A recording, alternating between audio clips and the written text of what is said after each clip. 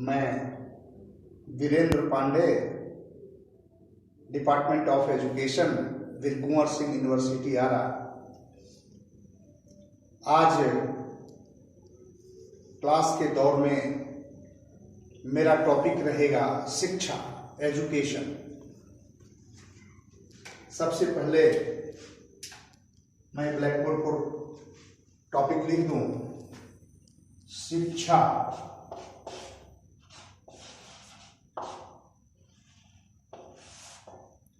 Education.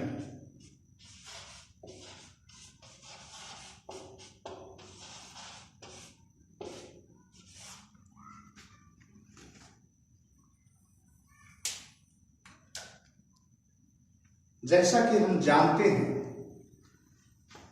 कि एक नवजात शिशु असामाजिक तथा असहाय होता है। समाज का ज्ञान उसे बिल्कुल ही नहीं होता, क्योंकि वह न चलना फिरना जानता है, न बोलना जानता है, न रहने का ढंग जानता है। लेकिन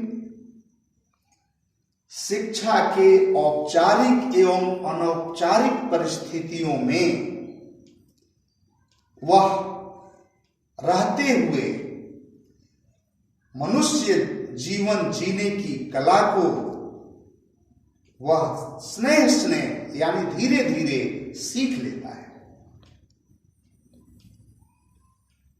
उदाहरण के रूप में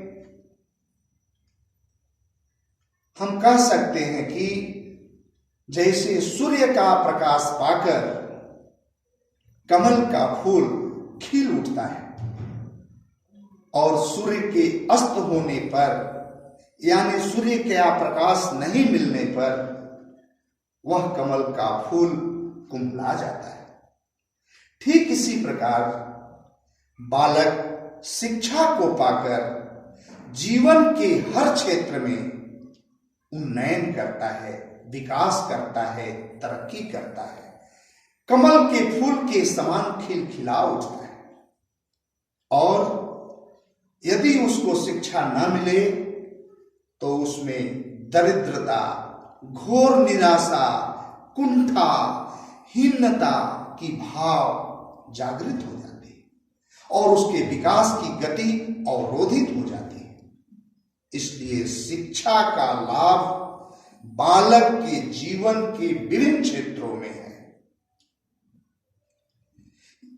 कुछ लोग समझते हैं कि विद्यालय में दाखिला ले लेने के बाद ही शिक्षा शुरू होती है, जबकि ऐसा नहीं है। शिक्षा, कुछ लोग कहते हैं कि साक्षरता यानी जब बालक साक्षर हो, बालक को जब साक्षरता का ज्ञान कराया जाता है तब शिक्षा शुरू होती है। ऐसा नहीं है। साक्षरता न तो शिक्षा का आदि है और न अंत। यह एक माध्यम है जिसके द्वारा बालक को शिक्षित किया जाता है। विद्यालयों में दाखिला लेने के बाद लोग सोचते हैं कि बालक शिक्षा ले रहा है। ऐसा नहीं है, क्योंकि शिक्षा ग्रहण करना एक अलग बात है और अध्ययन करना एक अलग बात है।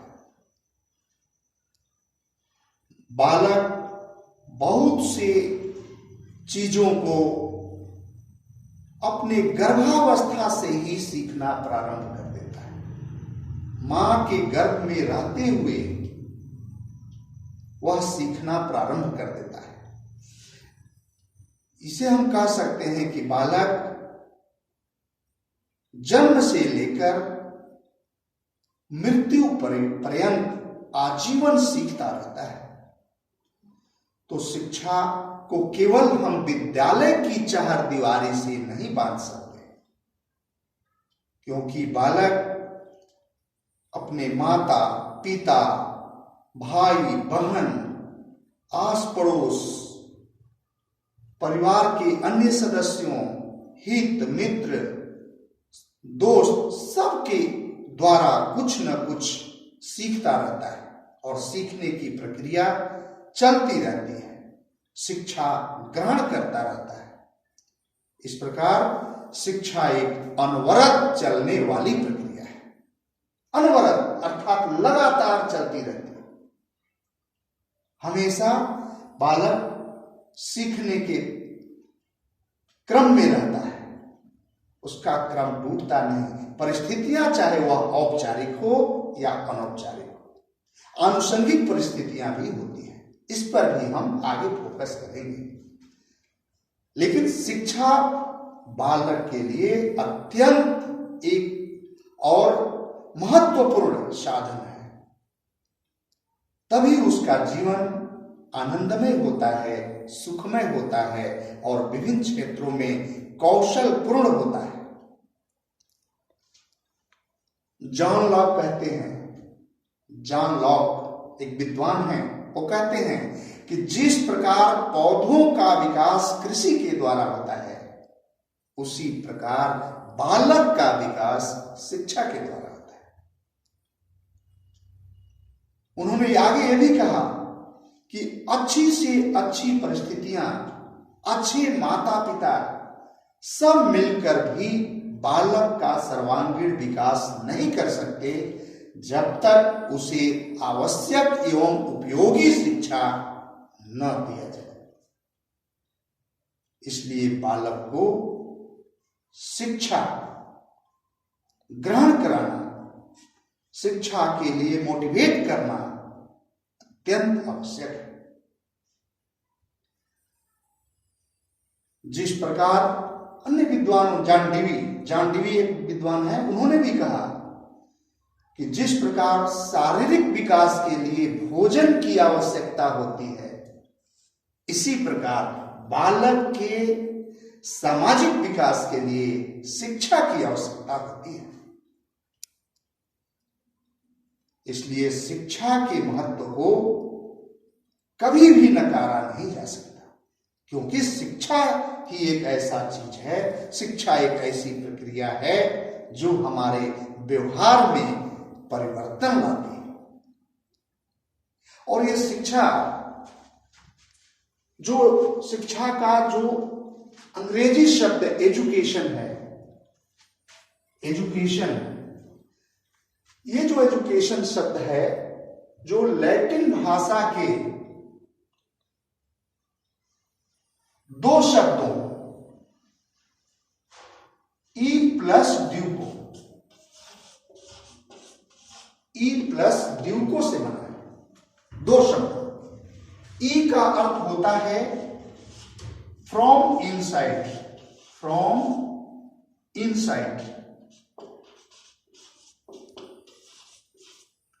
और ड्यूको का अर्थ होता है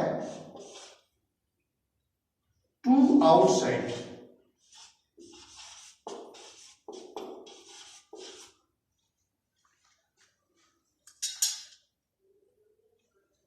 फ्रॉम इनसाइड यानी अंदर से, टू आउटसाइड बाहर की ओर। शिक्षा क्या है? हमारी आंतरिक शक्तियों का बाह्य प्रकटीकरण ही शिक्षा है। यानी बालक के अंदर बहुत सारी शक्तियां विद्यमान रहती हैं और उन शक्तियों को बाहर प्रकट कर देना ही शिक्षा है। शक्ति सब अंदर है, लेकिन जो हमारे अशिक्षित समाज जो नहीं जानते, वो कहते हैं कि नहीं, शिक्षा को हम बाहर से देते हैं बालक के अंदर। नहीं, बालक का मस्तिष्क कोई कूड़ेदान नहीं है जो कि हम ठूस ठूस कर उसमें भर दें। बालक की जन्मजात शक्तियां उसके अंदर निहित है, उसके अंदर विद्यमान है। उसके शक्ति के निखार के लिए वास्तविक वातावरण का निर्माण करना, ताकि उसकी शक्ति प्रकट हो सके और उसमें निखार आ सके, यही कार्य, यही शिक्षा है। यानी आंतरिक शक्तियों का वास्तविक शक्तियों में परिवर्तन लाना ही शिक्षा है। यह है शिक्षा। और ये जो जो एजुकेशन शब्द है लैटिन भाषा के तीन शब्द क्या है? एडुकेटम,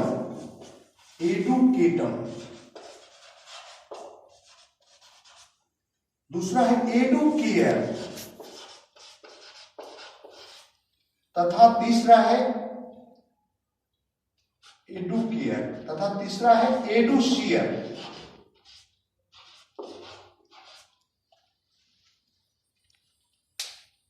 तीन शब्द से बना है। एडुकेटम का अर्थ है द एक्ट ऑफ टीचिंग। इसका मतलब शिक्षण कार्य करना। एडुकेटम का क्या अर्थ हुआ? शिक्षण कार्य करना।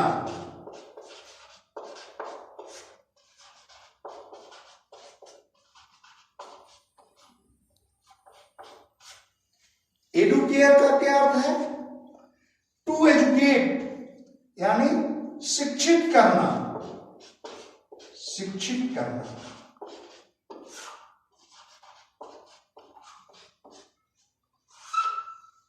और एडुशियर का क्या अर्थ है? टू लीड आउट यानी पथ प्रदर्शन करना।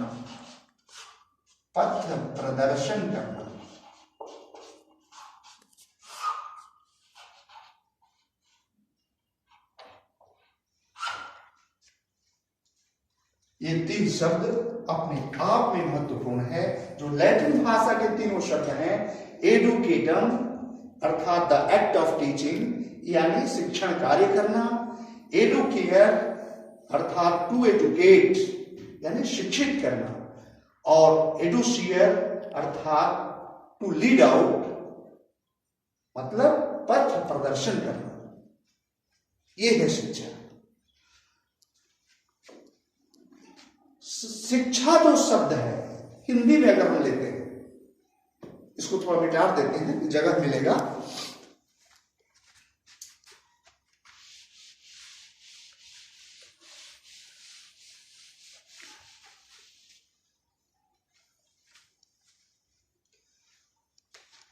शिक्षा जो शब्द है हिंदी का, वो संस्कृत भाषा के शिक्ष धातु से बना है। शिक्ष धातु किस धातु से बना है? शिक्ष धातु से।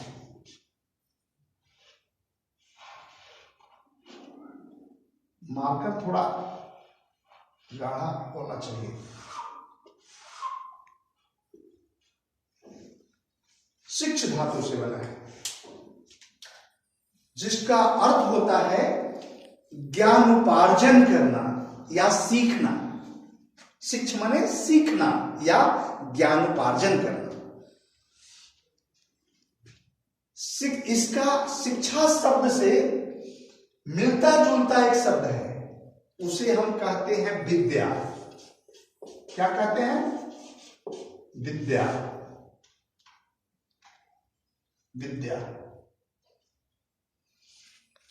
विद्या का अर्थ है उस सीमा तक जान लेना जिसके आगे जानने को कुछ न बचे। कहते हैं लोग अमुक व्यक्ति विद्वान है, जनरल भाषा में हम प्रयोग कर लेते हैं, लेकिन विद्वान है कौन? विद्वान वह तब हो सकता है वो जो बहुत सी चीज अंतिम छोर तक पहुंच, ज्ञान के इसकी सीमा नहीं है। किसी एक क्षेत्र में वो जानकार हो सकता है, किसी दो क्षेत्र में जानकार हो सकता है, लेकिन यह विभिन्न क्षेत्रों में विद्वान का मतलब देखिए, विद्या से है विद्वान। विद्या का अर्थ है उस सीमा तक जान लेना जिसके आगे जानने को कुछ न बचे। तो विद्वान हम तब कहेंगे जब वो उस सीमा तक जान लिया, लेकिन वहां तक पहुंचते पहुंचते बहुत ही माने जो माननीय जो उच्च कोट के लोग वहां तक पहुंच पाते होंगे। हमको नहीं लगता है कि सब वहां पहुंचने के पहले ही हमारी आयु इतनी छोटी है कि हम वहां तक पहुंच ही नहीं पाते। लेकिन सामान्य भाषा में तो हम देखते हैं कि अमुक व्यक्ति की विद्वता अच्छी है, अमुक व्यक्ति जानकार है तो हम विद्वान शब्द का प्रयोग साधारण बोलचाल की भाषा में कर लेते हैं, ठीक है, अच्छा है। लेकिन विद्या है क्या? माने हम अनवरत लगे रहना, उस सीमा तक जान लेना, उस सीमा तक जानने का प्रयास करना जिसके आगे जानने को कुछ बचे ही ना, वो है विद्वान। ये है पाणिनि, एक विद्वान है संस्कृत का। उन्होंने कहा कि शिक्षा के संबंध में कि सा विद्यापोदान है, माने विद्या का उपादान। पाणिनि ने क्या कहा? पाणिनि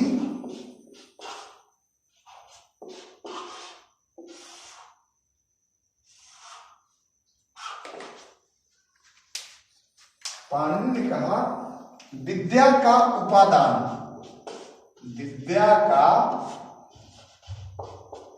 उपादान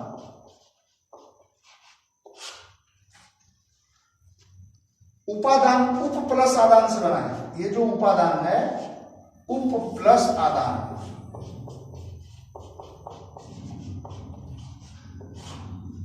अर्थात किसी के समीप जाकर कुछ लेना, यह है विद्या का उपादान। विद्या उपादान है, अर्थात विद्या का उपादान यानी किसी के समीप जाकर कुछ लेना। तो हमें कुछ उसी के समीप, गुरु के समीप जाकर कुछ ज्ञान ग्रहण करते हैं, लेकिन वास्तविक गुरु कौन है जो हमें ज्ञान दे सके? तो सही एवं वास्तविक गुरु की पहचान करना यह भी बहुत जरूरी है, क्योंकि गुरु वह है जो हमारे अंधकार को मिटा दे। गुरु वह है जो हमें प्रकाश की ओर ले जाए। तो सही और वास्तविक गुरु की पहचान करना और उससे ज्ञान उपार्जन करना, ज्ञान ग्रहण करना, यह है विद्या का उपादान। यानी किसी के समीप जाकर, एक विद्वत जन के समीप जाकर उनसे ज्ञान ग्रहण करना, यह है शिक्षा। तो शिक्षा का प्रयोग दो अर्थ में प्राय किया जाता है। एक है इसका संकुचित अर्थ और दूसरा है इसका व्यापक अर्थ। संकुचित अर्थ क्या है? संकुचित अर्थ में शिक्षा को हम औपचारिक व्यवस्था के रूप में स्वीकार करते हैं। शिक्षा एक ऐसी प्रक्रिया है जिसके द्वारा मनुष्य की जन्मजात शक्तियों का विकास, उसके ज्ञान एवं कला कौशल में वृद्धि किया जाता है। लेकिन औपचारिक परिस्थितियों से इसे बांध दिया जाता है। निश्चित स्थान, निश्चित समय, निश्चित गुरु अध्यापक, निश्चित विषय वस्तु के द्वारा जो मनुष्य के हर पीढ़ी में अपेक्षित ज्ञान कौशल तथा अभिवृद्धि में परिवर्तन लाया जाता है, वह इसका एक संकुचित अर्थ है। लेकिन जब हम व्यापक अर्थ की बात करते हैं तो व्यापक अर्थ में शिक्षा सदैव आजीवन निरंतर चलने वाली वह प्रक्रिया है जिसके द्वारा मनुष्य की जन्मजात शक्तियों का विकास, उसकी कला कौशल में वृद्धि एवं अभिवृद्धि का विकास होता है। इसे हम अनौपचारिक परिस्थितियों में, आनुषंगिक परिस्थितियों में ग्रहण करते हैं। औपचारिक भी इसमें सम्मिलित है, लेकिन इसका क्षेत्र व्यापक है। इसको केवल औपचारिक परिस्थितियों में नहीं बांधा जा सकता।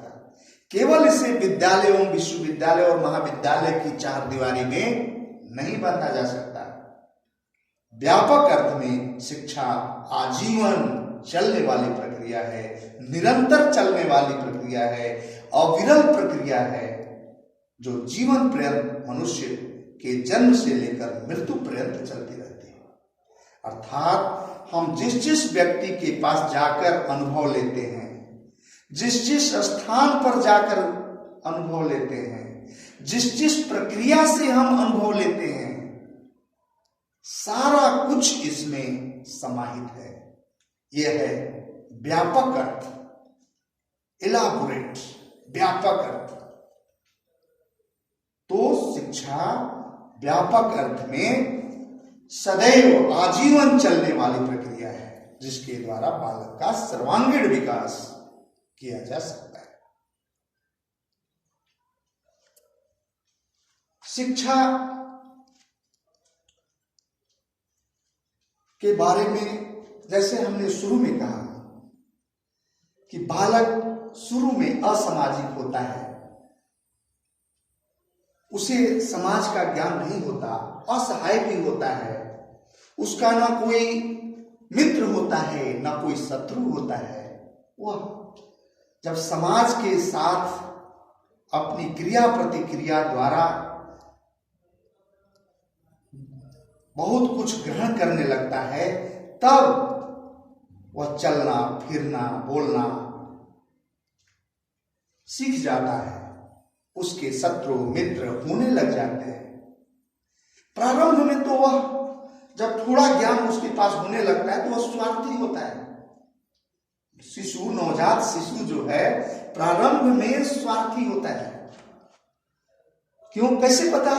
उदाहरण के रूप में हम लेते हैं कि बच्चा अपने मम्मी के पास है, यदि उसकी मम्मी बीमार है तो बच्चा अपनी क्षुधा भरने के लिए रोने लगता है। मम्मी उसको समझाती है कि बच्चा मैं बीमार हूं, कुछ खा लो, दूसरा चीज खा लो, अभी मेरा तबीयत ठीक नहीं है। लेकिन वह नहीं मानता और रोता है, अपने सिर पटकने लगता है कि नहीं, मुझे मम्मी के स्तन से हमें दूध मिलना चाहिए, मैं दूध ही पीऊंगा, मैं और कुछ चीज नहीं खाऊंगा। वो स्वार्थी होता है। लेकिन जैसे जैसे वह बड़ा होता है, धीरे धीरे जब देखता है, विद्यालय से आता है तो देखता है कि मम्मी बीमार है, तो आकर बैग रखते ही अपनी खाने की फिक्र नहीं करता, मम्मी का पैर दबाने लग जाता है। मम्मी की बीमारी का दवा लेने दुकान चला जाता है, मम्मी को ठीक करने के लिए डॉक्टर को बुलाने चला जाता है। अपने सुख सुविधा में कमी करके मम्मी की सुख सुविधा को वहां महत्व देने लगता है। यहां तक कि उसे भूख लगी है तो अपनी भोजन की व्यवस्था भी वह स्वयं करने में लग जाता है, क्योंकि वह देखता है कि मम्मी बीमार है। तो धीरे धीरे बालक में सामाजिकता का ज्ञान आने लगता है। यह हमारी शिक्षा का ही प्रभाव है। यह शिक्षा का प्रभाव चाहे व्यक्ति के संपर्क में आकर हुआ या समाज के संपर्क में आकर हुआ या स्थान के संपर्क में आकर हुआ, कुछ न कुछ वह सीखता ही रहता है। यह है हमारी शिक्षा। और शिक्षा हमेशा शुरू से ही जो देश में शिक्षा कोई एक विदेशी पौधा नहीं है। ये प्रारंभ से ही यह हमारे देश में विश्व गुरु हमारा देश कहा जाता है, विश्व गुरु। क्योंकि एक विद्वान है एफ.डब्ल्यू. टॉमस कहते हैं कि भारत में जो शिक्षा है वो एक विदेशी पौधा नहीं है। यानी शिक्षा की जड़ हमारे भारत में ही है। शिक्षा का ऐतिहासिक महत्व है हमारे यहाँ। तभी हम वैदिक कालीन शिक्षा को, बौद्ध कालीन शिक्षा को, मुस्लिम कालीन शिक्षा को, अंग्रेजी शिक्षा को, सबको आज भी हम संजो कर रखे हुए। तो शिक्षा एक उभरता हुआ विज्ञान है। शिक्षा का महत्व हर जीवन, हर काल, हर परिस्थिति में रहा है। इसलिए शिक्षा को